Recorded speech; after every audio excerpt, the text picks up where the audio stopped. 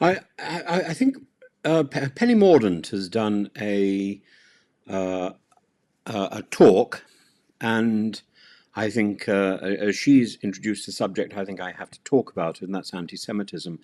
And it's a disturbing resurgence in this hatred, one that's crept up under the banner of protest against the Gaza war. And it's grotesque irony that a conflict in the Middle East is being used as a license to threaten, intimidate, and scapegoat Jewish communities thousands of miles away. This isn't solidarity with Palestinians, it is hate. And we must begin by recognizing the fundamental error in confusing opposition to Israeli policy with hatred of Jews as a people. Protest against war is legitimate. Criticism of a government is necessary in a free society, but chanting death to the IDF outside synagogues or barring Jewish artists because of their heritage is not criticism of Israel, it's racism. And it's what Lord Mann and Dame Penny Mordaunt's recent report calls an increasing normalization of far more extreme, personalized, and sometimes life-changing impact on Jewish individuals. And they found evidence of Jewish students threatened, doctors abused, artists cancelled simply for being Jewish. This isn't protest, it's persecution, and it's stupidity, it's a lack of education. And it's deeply and fundamentally wrong. The statistics are sobering. In the UK, anti-Semitic incidents surged by 147% between 2022 and 2023. The Community Security Trust reported over 5,500 anti-Semitic attacks in the wake of October the 7th. At universities, Jewish students have faced verbal abuse, threats, even bomb hoaxes. NHS doctors report harassment from colleagues. Even cultural life is not immune. Artists have lost contracts because of their Jewish heritage. This is not some isolated fringe phenomenon. It's woven into the fabric of daily British life. As the Commission said, Jews feel tolerated rather than respected. And what is especially alarming is how this hatred is justified as resistance. Anti-Israel sentiment has become a convenient cloak for the resurgence of ancient prejudices.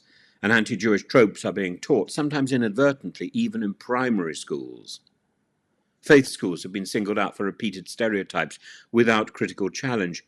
And even people like Diane Abbott have manifest their stupidity by confusing the IDF by confusing Israeli with Jewish. It's not simply ignorance, it's institutional failure. And it manifests itself at every level of our society, and it's something that we should be deeply concerned about. It's how hate becomes normalized, middle class, polite, the sort of thing people brush off as political rather than racist. But it is racist, it is prejudice, it's one of the oldest prejudices. Police forces have been inconsistent in dealing with anti-Semitic crime, sometimes turning a blind eye to intimidation at protests outside synagogues. Professional bodies have passed motions alienating their Jewish members. The NHS, despite its values of universal care, has seen a rise in unchecked anti-Semitic abuse among staff. The arts have seen venues cutting ties with Jewish performers under pressure from activists.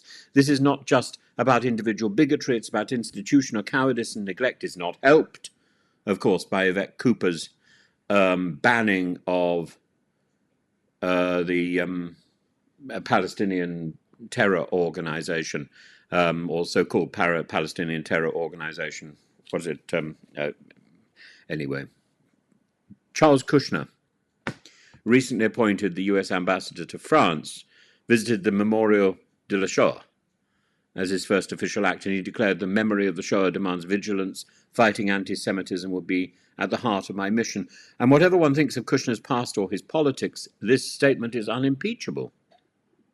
It's a reminder that remembering the Holocaust is not a ritual of the past, it's a call to defend the present. Anti-Semitism is not a side effect of protest, it's a poison that ruins the moral purpose of protest itself. Those who hijack solidarity with Palestinians to terrorize Jews betray the very principles of human rights that they claim to defend.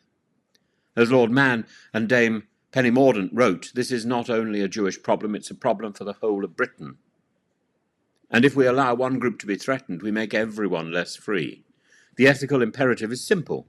Call it what it is, educate against it, police it properly, never excuse it. And this is how a civilized society protects its minority citizens and preserves its own dignity.